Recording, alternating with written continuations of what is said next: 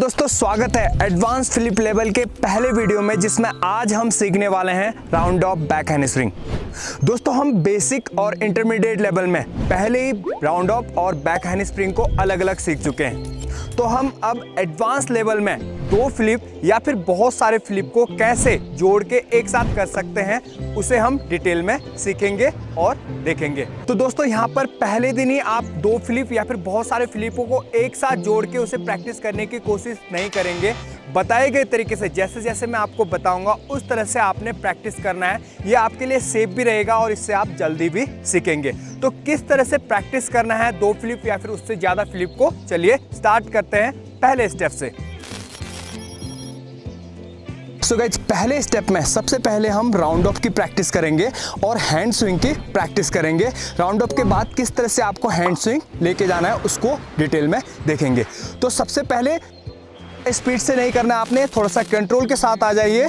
यहाँ से movement 1 and इधर आपके पैर लगने के बाद जो हाथ से आपका पुश मिल रहा है, जो आपने फोर्स के साथ हाथ से पुश करा है, उसी पुश को कंट्रोल के साथ क्या करना है, आपने ऊपर की तरफ जंप लेना है। स्टार्टिंग में रुक रुक के कर सकते हैं, कंटिन्यू मोशन में उसी दोबारा आपने स्विंग नहीं लेना है। यहाँ पर यहाँ से जो पुश मिल रहा है उसी पुश को आपने ऊपर की तरफ हैंड स्विंग लेकर जाना है। दोबारा से देखें एक बार किस तरह से प्रैक्टिस करना है।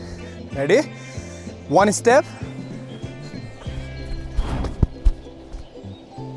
अगर आपको स्टार्टिंग में कंटिन्यू मोशन में नहीं हो रहा है तो रुक के आप प्रैक्टिस कर सकते हैं। रुकिए और उसके बाद हैंड स्विंग को प्रैक्टिस करिए। जब आप कुछ दिन इसे प्रैक्टिस करेंगे तो आपका मोमेंटम आने लगेगा। उसके बाद आप कंटिन्यू मोशन में प्रैक्टिस करेंगे। कंटिन्यू मोशन में किस तरह से प्रैक्टिस करना है एक बार ध्यान से देखें। बहुत ज़्यादा फोर्स लगाने की ज़रूरत नहीं है स्टार्टिंग में, पहले धीरे धीरे करिए, फिर उसके बाद फोर्स को अप्लाई करिए। कंटिन्यू मोशन,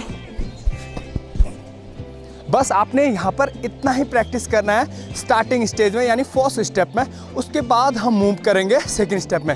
लेकिन गाइस, इतना प्रैक्टिस करने के बाद अब आपने थोड़ा सा फोर्स को भी अप्लाई करना है। इसमें फोर्स को किस तरह से अप्लाई करना है ध्यान से देखें। ओके, पुश, इस तरह से आपने फोर्स को अप्लाई करना है। ध्यान दें गाइस, जब आप पुश कर रहे हैं, पुश के बाद आपने दोबारा हैंड का जो स्विंग है पीछे लेके फिर ऊपर की तरफ नहीं जाना है। यहाँ से कंटिन्यू मोशन में पुश और इधर ही से आपने हाथों को ऊपर की तरफ उठाना है।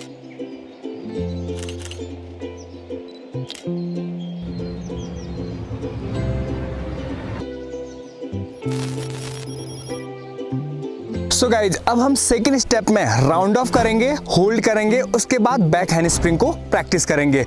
कंटिन्यू मोशन में नहीं करेंगे, रुक रुक के हम दोनों मूवमेंट को एक साथ प्रैक्टिस करेंगे, लेकिन रुक रुक के। तो रुक रुक के किस तरह से प्रैक्टिस करना है आपने ध्यान से देख लें एक बार। यहाँ से पहले आप पूरा स्विंग के साथ राउंड ऑफ करेंगे, यहाँ से पूरा मूवमेंट, अब पूरा स्विंग ले लिया आपने। यहाँ आने के बाद फिर से आपने स्विंग लेना है और बैक हैंड स्प्रिंग को प्रैक्टिस करना है कंटिन्यू मोशन में। इस तरह से आपने क्या करना है, बैक हैंड स्प्रिंग को प्रैक्टिस करना है। स्टार्टिंग में रुक के करें। ये आपको मोशन, आपका जो मोशन है, दोनों फ्लिप का जो मोशन है उसको कनेक्ट करने के लिए हम प्रैक्टिस कर रहे हैं पहले। जब दोनों मोशन आपस में कनेक्ट हो जाएंगे तो उसके कंटिन्यू मोशन में करेंगे। लेकिन उससे पहले आपने क्या करना है, round off, swing, hold, then आपने बैक हैंड स्प्रिंग को प्रैक्टिस करना है। मैंने पहले बताया हमने बेसिक और इंटरमीडिएट लेवल में बैक हैंड स्प्रिंग और राउंड ऑफ को अलग अलग सीख चुके हैं, तो इसलिए हम इसे अलग अलग ही प्रैक्टिस करेंगे स्टार्टिंग में। और इसके साथ साथ आपने राउंड ऑफ के बाद स्ट्रेट बैक रोल प्रैक्टिस करना है। ध्यान से देखें एक बार, स्ट्रेट बैक रोल को किस तरह से प्रैक्टिस करना है। यहाँ से इस तरह से आपने राउंड ऑफ के बाद स्ट्रेट बैक रोल को प्रैक्टिस करना है। दोनों मूवमेंट को आपस में प्रैक्टिस किस तरह से करना है, एक बार आप round off, back hand spring, and then एक बार राउंड ऑफ के बाद बैक रोल को प्रैक्टिस करेंगे। तो ध्यान से देखें एक बार। तो गाइस, दिखाए गए तरीके से कुछ दिन प्रैक्टिस करें। कुछ दिन प्रैक्टिस करने के बाद आपका जो मूवमेंट है वो कंटिन्यू मूवमेंट में आ जाएगा, यानी आपका जो बॉडी कोऑर्डिनेशन है वो बैठ जाएगा। उसके बाद हम थर्ड मूवमेंट, यानी थर्ड जो स्टेप, अब कंटिन्यू मूवमेंट को लाना होगा, तो उसको कैसे प्रैक्टिस करना है उसको देखेंगे। इससे पहले आपने first step and second step को आपस में अच्छे से प्रैक्टिस करना है, ताकि आपका बॉडी कोऑर्डिनेशन एंड जो जंप है, राउंड ऑफ के बाद जंप कैसे लेना है वो इंप्रूव हो जाए। और उसके बाद हम थर्ड एंड फोर्थ स्टेप को प्रैक्टिस करेंगे। सो गाइस बढ़ते हैं थर्ड स्टेप में। थर्ड स्टेप में अब हम कंटिन्यू मूवमेंट को किस तरह से प्रैक्टिस करना है, जिससे राउंड ऑफ से मिलने वाले जंप को कंटिन्यू मोशन में बैक हैंडस्प्रिंग में कैसे कन्वर्ट करें, उसको डिटेल में जानेंगे। इसके लिए हम दो मूवमेंट को प्रैक्टिस करेंगे गाइस। राउंड अप के बाद साइड से कार्टव्हील, राउंड अप के बाद साइड से बैक हैंडस्प्रिंग। तो दोनों मूवमेंट को किस तरह से प्रैक्टिस करना है एक बार ध्यान से देख लें। इसको समझने के बाद बहुत इजी हो जाएगा कंटिन्यू मूवमेंट में जंप और कंटिन्यू मूवमेंट में बैक हैंडस्प्रिंग को करना। तो गाइस किस तरह से प्रैक्टिस करना है ध्यान से देख लें एक बार। यहाँ से राउंड अप के बाद उसी जंप में जो यहाँ से राउंड अप से जंप मिलने वाला है उसी को हम साइड से कार्टव्हील में कन्वर्ट करेंगे इस तरह से। तो एक बार दोबारा से देख ले, इसको मैं कंटिन्यू मोशन में किस तरह से प्रैक्टिस करूंगा। तो गाइस साइड से इसलिए हम प्रैक्टिस कर रहे हैं क्योंकि साइड से आपको डर नहीं लगेगा। सीधे डायरेक्ट जो हम डायरेक्ट पीछे बैक हैंडस्प्रिंग करेंगे स्टार्टिंग में ही, तो हमें थोड़ा सा डर लगेगा, उससे हमें इंजरी भी हो सकती है। इसलिए हम साइड से कंटिन्यू मोशन में पहले कार्टव्हील को प्रैक्टिस करेंगे, उसके बाद साइड से ही बैक हैंडस्प्रिंग को भी प्रैक्टिस करेंगे। तो कार्टव्हील को किस तरह से प्रैक्टिस करना है ध्यान से देख लें। तो गाइज यहाँ पर आप देख सकते हैं ये इसमें एक कंटिन्यू मूवमेंट आ रहा है, कंटिन्यू मोशन आ रहा है। इससे आपका जंप इंक्रीज होगा, जिससे आप बाद में बैक हैंडस्प्रिंग भी करेंगे साइड से, और उसी बैक हैंडस्प्रिंग को हम कन्वर्ट करेंगे स्ट्रेट बैक हैंडस्प्रिंग में। तो इस तरह से कंटिन्यू मोशन में कार्टव्हील को प्रैक्टिस करना है जब तक आप कंफर्टेबल नहीं हो जाते। इस तरह से कंटिन्यू मोशन में आपने कार्टव्हील को प्रैक्टिस करें। इस मोमेंट में कॉन्फिडेंट होने के बाद हम बैक हैंडस्प्रिंग को भी प्रैक्टिस करेंगे साइड से। तो गाइज अब राउंड अप के बाद साइड से बैक हैंडस्प्रिंग किस तरह से करना है एक बार ध्यान से देख लें। रेडी?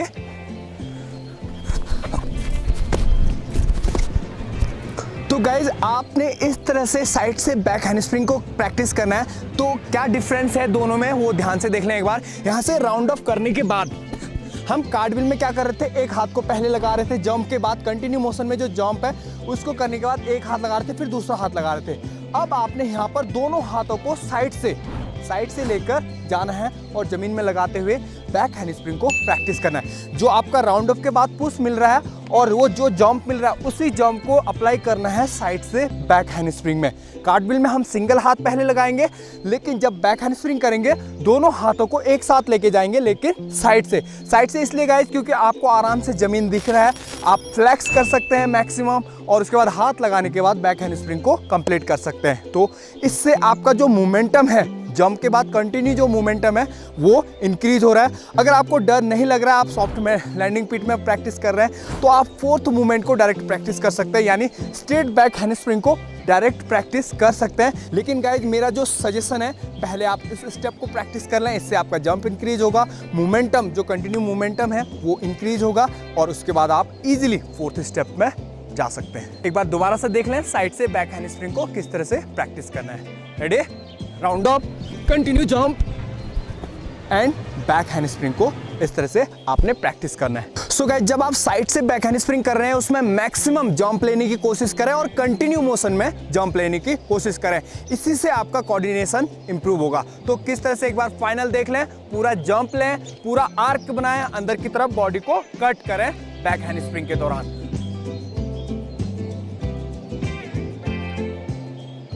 इस तरह से आपने फुल जंप लेते हुए बैक हैंडस्प्रिंग को कंप्लीट करें। इसमें कंफर्टेबल होने के बाद, इसमें कॉन्फिडेंट होने के बाद हम फाइनल मूवमेंट में मूव करेंगे।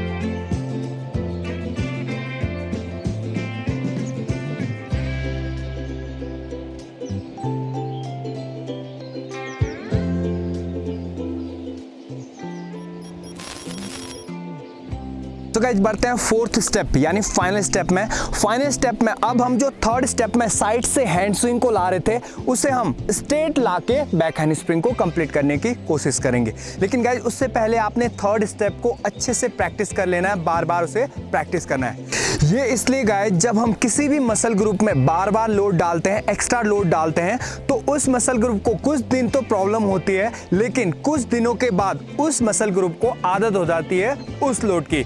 इसलिए गाइज आपने कंटिन्यू मूवमेंट को स्टार्टिंग डे में थोड़ा सा प्रॉब्लम आ सकता है, लेकिन जब आप कंटिन्यू प्रैक्टिस करेंगे तो उस मूवमेंट को बहुत ही ईजिली करने लग जाएंगे। इसलिए गाइज हमने बार बार प्रैक्टिस करना है और बताए गए तरीके से प्रैक्टिस करना है ताकि आपको इंजरी भी ना हो और आप इजीली भी लर्न कर सके। हो सकता है गाइज स्टार्टिंग में आपको थोड़ा सा डर लगे, इसलिए आपने सॉफ्ट लैंडिंग पीठ को इस्तेमाल करना है। आपके पास अगर मैट है तो मैट को इस्तेमाल करें, या फिर आपने मिट्टी खोद के भी या फिर रेत में आप प्रैक्टिस कर सकते हैं स्टार्टिंग डे में। उसके बाद आप कहीं भी प्रैक्टिस कर सकते हैं। एक बार अगर आपका कॉन्फिडेंस लेवल बढ़ गया तो उसके बाद आप कहीं भी इसे प्रैक्टिस कर सकते हैं। तो गाइज देखें ध्यान से, एक साथ नहीं लाना है आपने स्ट्रेट हैंड स्विंग को, किस तरह से साइड से लाना है। जो हम बहुत ज़्यादा साइड से ला रहे थे पहले, अब उसे थोड़ा थोड़ा स्ट्रेट करते हुए हम स्ट्रेट में लाने की कोशिश करेंगे। तो मूवमेंट को देख लें एक बार पूरा।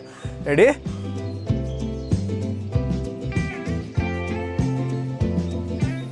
तो गाइज यहाँ पर आपने धीरे धीरे इंक्रीज करना है। जो बहुत ज़्यादा साइड से ला रहे थे आप, बैक हैंड स्विंग का जो स्विंग है उसके लिए हैंड स्विंग बहुत ज़्यादा साइड से ला रहे थे, तो उसको अब आपने क्या करना है, थोड़ा सा ऊपर की तरफ लेके जाना है और इसी तरह से धीरे धीरे करके आपने स्ट्रेट में लेके आना है। गाइज यहाँ पर हम ये फाइनल स्टेप इधर इसलिए प्रैक्टिस कर रहे हैं क्योंकि आपका जो स्विंग मूवमेंट है वो इंक्रीज हो चुका है। अब आपने हैंड स्विंग को इंक्रीज करना है। हैंड स्विंग जब आप लाएंगे तो पूरा फ्लैक्स करना है, बॉडी को आर्क बनाते हुए जंप लेना है और कंप्लीट करना है। तो पूरे मूवमेंट को एक बार दोबारा से देख लें। धीरे धीरे साइड से लाएं और फाइनली आपने स्ट्रेट लेके आना है।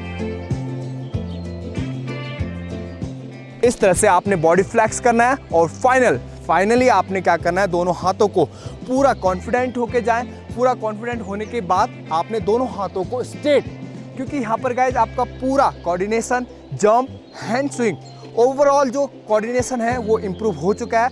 अब आप फाइनल स्टेप के लिए तैयार हो चुके हैं। तो फाइनल स्टेप को किस तरह से प्रैक्टिस करना है ध्यान से देखें। इस तरह से गाइज आपने कंटिन्यू प्रैक्टिस करना है।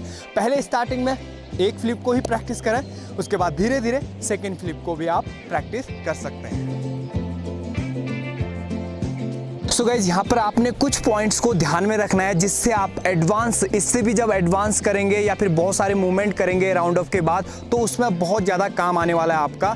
तो सबसे पहले तो आपको हाथों को स्ट्रेट रखना है, पुश के बाद भी दोबारा स्विंग के लिए नहीं लेके जाना है। इधर ही से आपने क्या करना है, बैक हैंड स्प्रिंग के लिए जाना है। और जब आपका एक बैक हैंड स्प्रिंग हो जाता है उसके बाद भी कंटिन्यू मूवमेंट के लिए आपने सिर्फ शोल्डर का मूवमेंट होता है, इसमें पुशिंग मूवमेंट, एल्बो बैंड नहीं होंगे और दोबारा स्विंग नहीं होगा। इस तरह से ध्यान से देखें, यहाँ से मूवमेंट यहाँ से जो पुशिंग मूवमेंट मिल रहा है उसी को आपने बैक हैंड स्प्रिंग में और उसके बाद दूसरा बैक हैंड स्प्रिंग, इस तरह से कंटिन्यू मूवमेंट में लेके आना है। और जब गाइज आप राउंड अप के बाद बहुत सारे मूवमेंट आगे की तरफ करने वाले हैं, तो उस समय राउंड अप के दौरान आपने पैरों को अंदर की तरफ, यानी लॉन्ग, दूर नहीं फेंकना है, अंदर की तरफ दोनों पैरों को कट करते हुए आगे का मूवमेंट करना है। इससे क्या होगा गाइज, आप जब पैरों को अंदर की तरफ कट करेंगे तो आपका जो मोशन है, बॉडी का मोशन है, वो आगे की तरफ मूवमेंट होगा, जिससे आप नेक्स्ट जो मूवमेंट करेंगे उसके लिए एक्स्ट्रा फोर्स मिलेगा और आप इजीली कर पाएंगे उसको।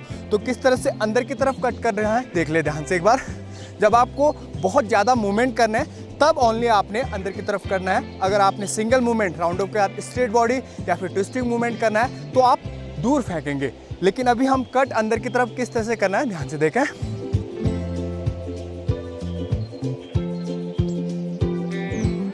इस तरह से आपने अंदर की तरफ लेना है और आगे के मूवमेंट प्रैक्टिस करने हैं। तो गाइज इन सारे पॉइंट को ध्यान में रखते हुए प्रैक्टिस करेंगे तो बहुत ज़्यादा जल्दी सीखेंगे और एडवांस लेवल के फ्लिप भी इजीली लर्न कर पाएंगे।